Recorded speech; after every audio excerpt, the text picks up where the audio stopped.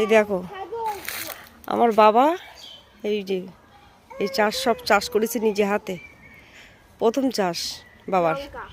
লঙ্কা গাছ সব লঙ্কা লাগিয়েছে। ওই দেখো মেয়ে আর চিনি ওরাও এসেছে দেখার জন্য। এই দেখো আরো কত চাষ, হাতে দেখো কত গাছ করেছে নিজে নিজে, সব নিজে, কতটা জায়গা মিলিয়ে সব, বুঝছো? আমার বাবার ক্ষমতা আছে।